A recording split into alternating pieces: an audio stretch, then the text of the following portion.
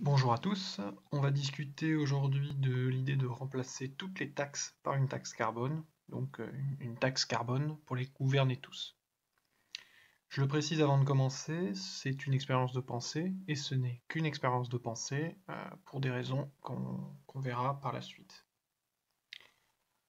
Alors je vais commencer par un petit sommaire, on va commencer par présenter l'idée, ensuite on va regarder ce que ça donne en termes de prix, de salaire, etc. Après, on va se pencher sur ce à quoi on peut s'attendre qualitativement. Ensuite, on verra comment on pourrait mettre ça en place concrètement. Et enfin, on regardera les limites et les problèmes que cette mesure pose. Alors, l'idée, donc je l'ai dit, c'est de remplacer tous les revenus de l'État par une taxe carbone. Alors pourquoi on ferait ça? Le but, ce serait de réduire le plus possible les émissions de gaz à effet de serre responsables du changement climatique, et de le faire dans le cadre d'une économie capitaliste libérale, c'est-à-dire avec le moins d'intervention de l'État possible. Concrètement, ce serait une taxe à la consommation, c'est-à-dire sur le prix final des produits. Ce qu'on fixerait, ce serait le prix P d'une tonne ou d'un kilo d'équivalent CO2.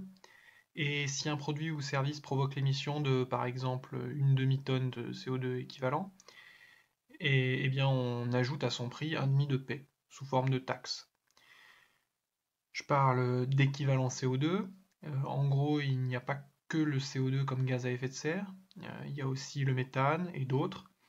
Leurs émissions participent tous de l'effet de serre, mais pas de la même manière. Donc pour les comparer, on les ramène tous à une quantité équivalente de CO2. Par la suite, je ne parlerai, pour faire court, que de CO2, mais ce sera du CO2 équivalent. Bon, on a assez discuté de l'idée, on va maintenant voir ce que ça donne concrètement. Alors, la première question, c'est comment est-ce qu'on va déterminer le prix du CO2? Eh bien là, c'est simple. Euh, On commence par fixer le budget du gouvernement, B, pour la période. En général, aujourd'hui, c'est fixé pour un an. Ensuite, on a besoin d'évaluer la quantité Q de CO2 émise pour la période précédente, plus souvent en tonnes. Euh, et là, bah, on divise l'un par l'autre. On fait le prix P égale B divisé par Q. Et donc évidemment, il faut mettre à jour ce prix P pour chaque période. Et on aura sûrement intérêt à le mettre à jour aussi fréquemment qu'on peut. Euh, Peut-être tous les mois, parce que évidemment la quantité Q de CO2 émise pour la période précédente, eh ben, elle va baisser avec le temps. Plus on incite à baisser les émissions de CO2. Concrètement, pour la France, qu'est-ce que ça donne?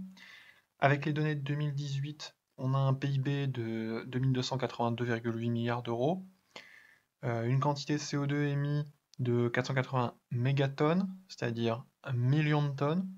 Ici, il faut déterminer le budget du gouvernement, le fixer.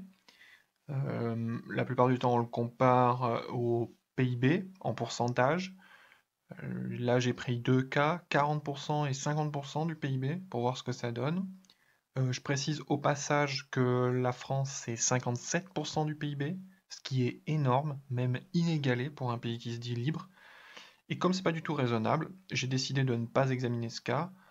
Pour la suite, j'ai regardé le scénario à 50%, qui me paraît être la limite max du raisonnable. Qu'est-ce que ça donne? Bah, on le voit sur le tableau. Pour un gouvernement à 40%, c'est 1900 euros la tonne. Gouvernement à 50%, 2380 euros la tonne. Ce qui fait un coût au kilo de 2,38 euros. Maintenant, on va regarder ce que ça donne du côté des salaires. Comme l'idée c'est de supprimer toutes les autres taxes et cotisations, eh bien les salaires vont augmenter. Ici, j'ai pris les données de 2018. Il faut savoir que le SMIC est ajusté tous les ans, même tous les 6 mois. Comme mes autres données sont de 2018, j'ai pris les données de 2018. J'ai fait un petit schéma pour rendre clair le tableau. Alors, le total chargé, c'est ce que coûte au total un salarié à son employeur, toute taxe et toute cotisation comprise. De là, eh bien, le brut, c'est ce total chargé moins les cotisations patronales. Le net, c'est le brut moins les cotisations salariales. Le net après impôt, c'est le net moins l'impôt sur le revenu. Et donc, le net après impôt, c'est ce qui rentre effectivement dans la tirelire du salarié. Dans notre idée, ce que percevra le salarié, donc dans notre expérience de pensée, c'est le total chargé. Ce qui va amener à une hausse de son salaire, qui correspond à la différence entre le net après impôt d'aujourd'hui et le total chargé d'aujourd'hui. Et ça se calcule. On voit que donc dans la dernière colonne, la différence représente une hausse de 38% pour le SMIC et de 135% pour le salaire médian. La grosse différence, parce que c'est quand même une différence énorme d'augmentation entre les deux salaires, il y en a un qui plus que double et l'autre qui augmente d'un petit 40%. La grosse différence, elle est due au fait que le SMIC français est tellement élevé qu'on est obligé de le subventionner, sinon on aurait un taux de chômage encore plus élevé. Petite parenthèse pour ceux qui ne me croiraient pas, je vous ai fait un petit graphe, ce sont les SMIC horaires à parité de pouvoir d'achat pour l'Europe. Donc en gros, à part Monaco et 2 cantons suisses, il n'y a que le Luxembourg qui a un SMIC plus élevé que la France. Par honnêteté, je précise qu'ailleurs dans le monde, il y a un pays qui a un SMIC plus élevé que la France, c'est la Nouvelle-Zélande. Je vous laisse en tirer vos propres conclusions. Spéciale dédicace à tous les fans du modèle social scandinave. Alors, il n'y a pas que les salaires, il y a les prix à la consommation. Et comme c'est sur eux que vont porter la taxe carbone, c'est très important qu'on s'y intéresse. J'ai calculé pour différents produits de supermarché la différence entre le prix actuel, qui inclut la TVA, et le prix avec taxe carbone. Les sources seront en description. Il y a un petit code couleur pour regrouper les produits. Alors, les liquides en bleu. On constate que ça augmente très peu. En particulier, ça augmente très peu par rapport à la hausse du salaire médian de 135%, qui sera un petit peu notre mesure de comparaison. Et on est rassuré, le vin n'augmente pas beaucoup. Les métaux, donc en gris, là c'est beaucoup plus mitigé. On constate une grosse différence déjà entre les métaux recyclés et non recyclés. Donc il y aura une forte incitation à recycler.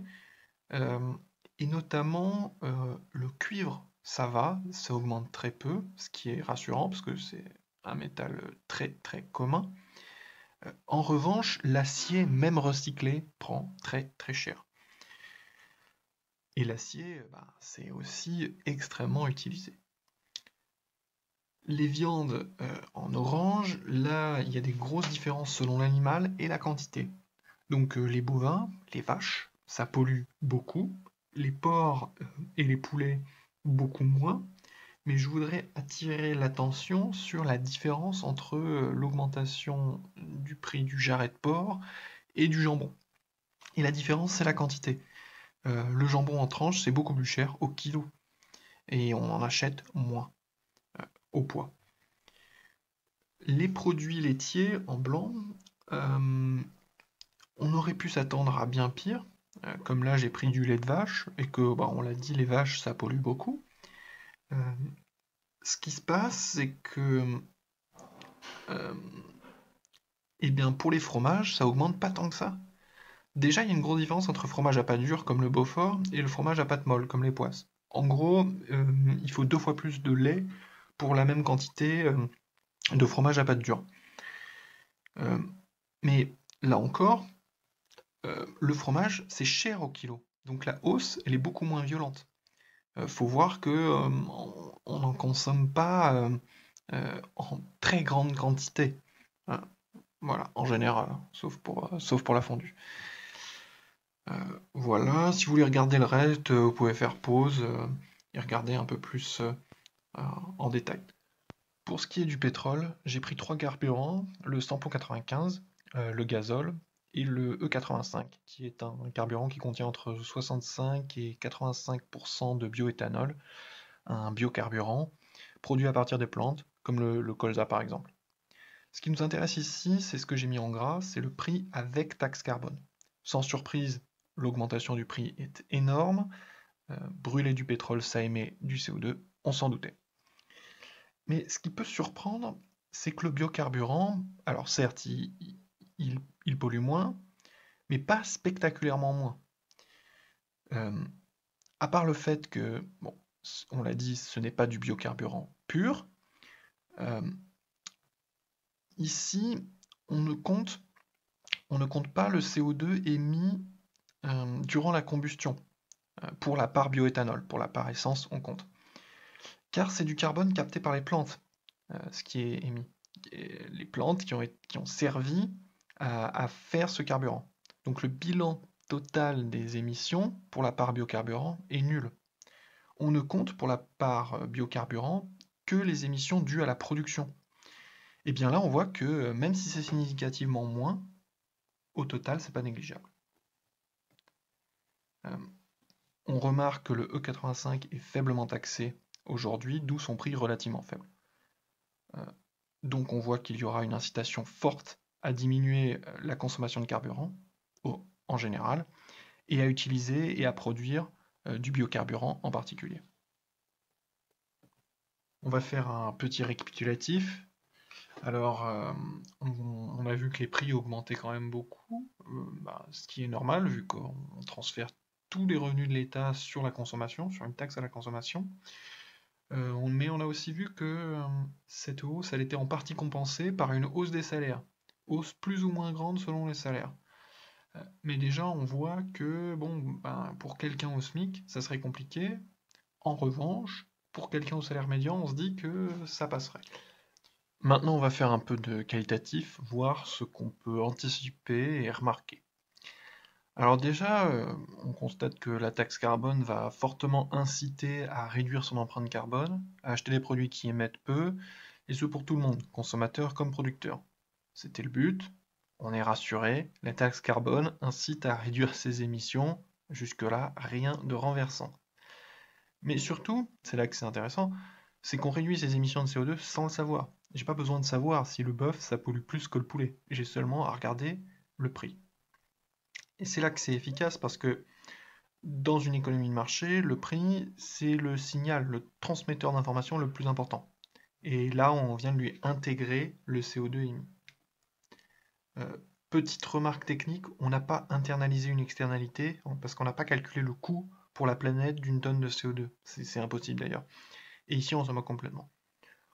On remarque aussi que comme on fixe le budget du gouvernement, d'abord, et le prix du carbone en conséquence, et qu'on le réajuste pour que l'État collecte toujours la même somme, à peu près, et bien de fait, ce qu'on taxe, en fait, c'est la part des émissions, et pas les émissions brutes, mais la part de l'individu dans les émissions totales du pays.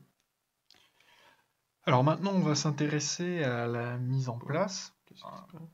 Donc, techniquement, l'idée, ce serait de faire quelque chose de similaire à la TVA. Alors, je vous ai fait un petit schéma pour clarifier comment ça marche. Alors, la TVA d'abord. Donc, dans le cas d'une étoile vendue par le producteur au supermarché, puis vendue au consommateur. Donc, en fait, à chaque étape, l'État prélève 20%. Donc, l'État, c'est le petit bonhomme en haut. Et les taxes, c'est les flèches rouges.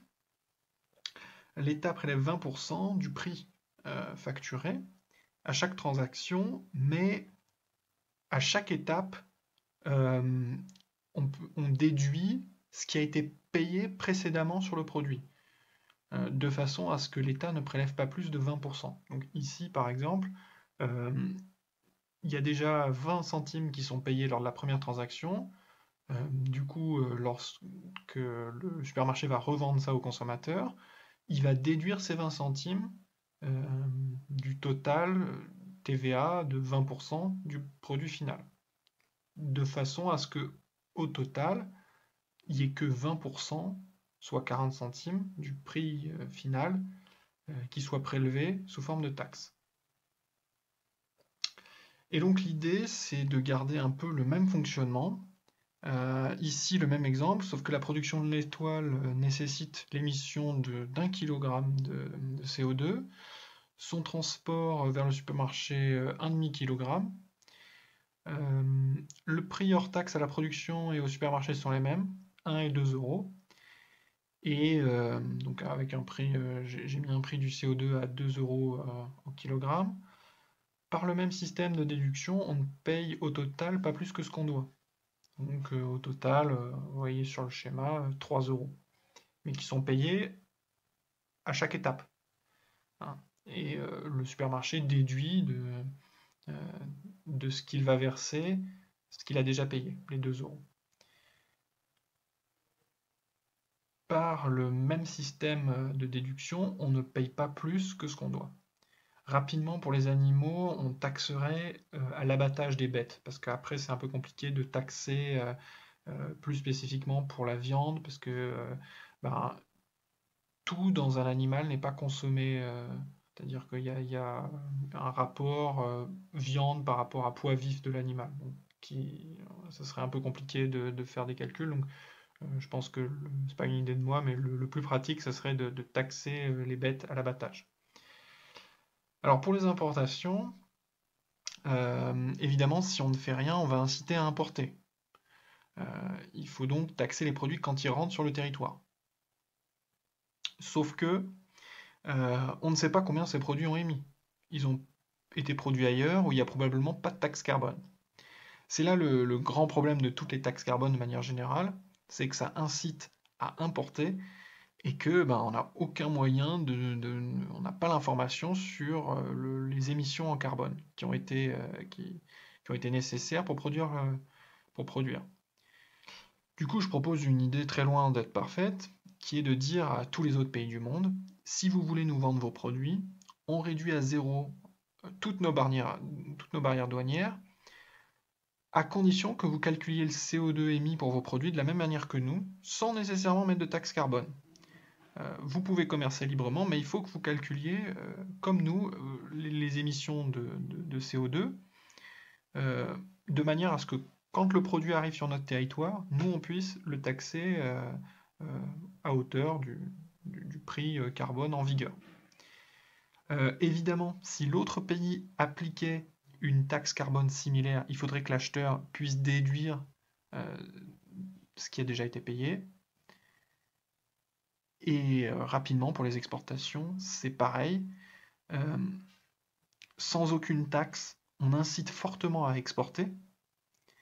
Donc, si l'autre pays n'applique pas de taxe carbone, il faudrait taxer à la sortie.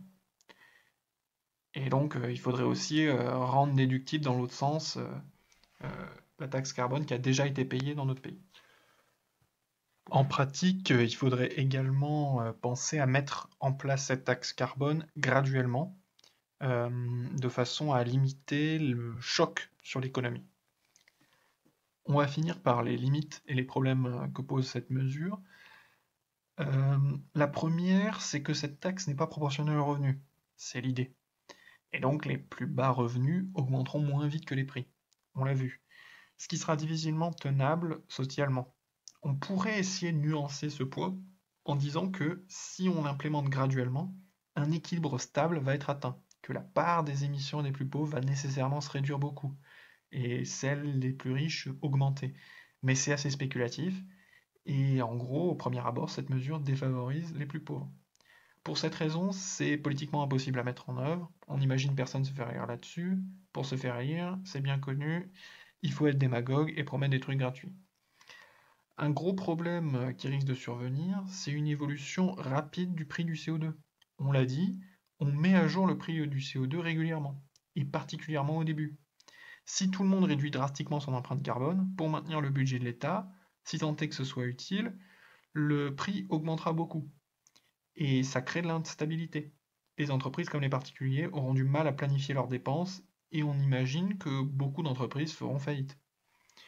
Enfin, selon moi, le plus gros problème, c'est qu'on est incapable de mesurer suffisamment précisément le CO2 émis. Pour avoir un peu regardé, pour pouvoir faire cette vidéo, pour pouvoir calculer les hausses des prix, c'est souvent fait à la louche, le calcul de l'empreinte carbone des produits. C'était seulement une expérience de pensée, et donc je vais terminer par ce que j'aime et ce que je n'aime pas dans cette idée. Alors ce que j'aime d'abord, premier point, j'aime bien l'idée qu'on n'a pas besoin de savoir ce qui pollue pour réduire son empreinte carbone. On est incité à le faire. Ensuite, j'aime bien l'idée de ne taxer que la consommation et pas la production, parce qu'on produit pour consommer et pas l'inverse. C'est pas seulement esthétique, mais c'est un peu esthétique quand même. J'aime aussi beaucoup l'idée qu'on puisse échanger avec tout le monde pour peu qu'il calcule les émissions de CO2 sans barrière douanière. Également, le fait que l'État ne puisse plus toucher qu'à un seul paramètre pour ajuster les revenus de l'État fait qu'un politicien ne peut plus promettre d'augmenter les impôts sur tel groupe au profit d'un autre pour gagner des voix. Une hausse du prix du CO2 impacte tout le monde indistinctement. Ça risque de réduire les incitations à l'électoralisme, même s'il y aura toujours, malheureusement, la possibilité de subventionner. Enfin, j'aime bien l'idée d'utiliser l'efficacité du marché pour résoudre le problème des gaz à effet de serre. Euh, pour finir, ce que je n'aime pas, alors déjà, le calcul est trop imprécis. Pour que l'idée fonctionne au mieux, il faut inciter à réduire l'empreinte carbone de tout processus de production, même si la réduction est très faible. Or, si l'imprécision est trop grande, ça n'en vaudrait pas le coup. Ensuite, je n'aime pas l'idée que le prix du CO2, donc les taxes, varie trop vite. Ça rend les prévisions et les plans des entreprises et des particuliers quasi impossibles, ce qui n'est pas tenable économiquement. Enfin, je pense que la possibilité de tricher dans le bilan carbone sera grande et qu'il y aura une forte incitation à le faire. Voilà, c'est tout pour moi. Je voudrais remercier tous ceux avec qui j'ai discuté de ça, qui m'ont donné des retours constructifs, et en particulier Lucas.